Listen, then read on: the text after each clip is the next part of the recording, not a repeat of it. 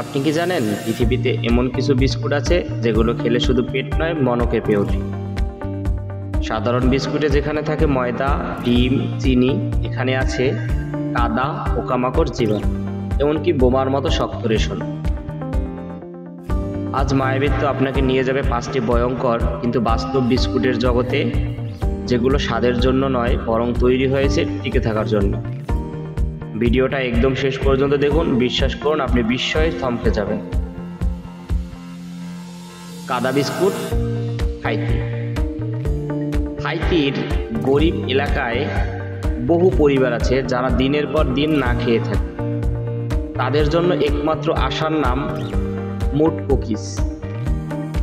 এই বিস্কুট বানাতে ময়দা লাগে না, লাগে ইয়েলো ক্লে, একটু লবণ আর সূর্যের আলো।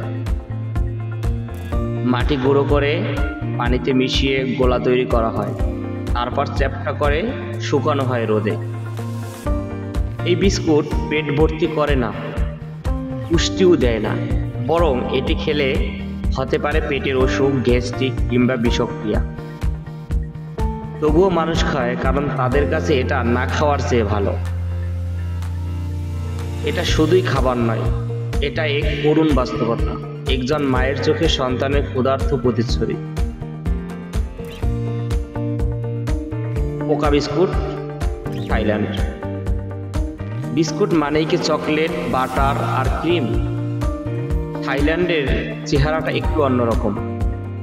এখানে তৈরি হয় ইনসেক্ট বিস্কুট,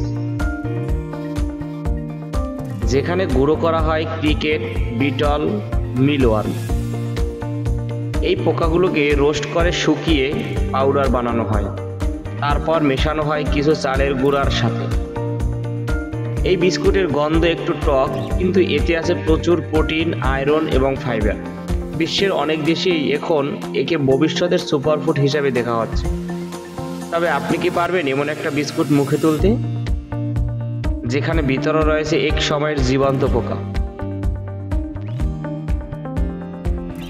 সারভাইভাল বিস্কুট।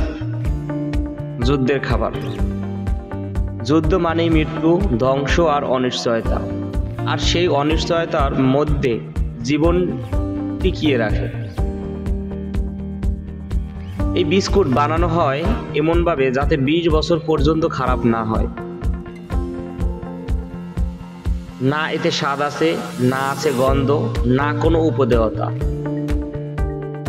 এটি এতটাই শক্ত যে আপনি দাঁত ভেঙে ফেললেও পারেন। তবে এই বিস্কুট হচ্ছে শেষ ভরসা। বিশ্বযুদ্ধ থেকে শুরু করে দুর্যোগপূর্ণ পরিস্থিতি পর্যন্ত এটি জীবনের শেষ আলো ধরে রাখে।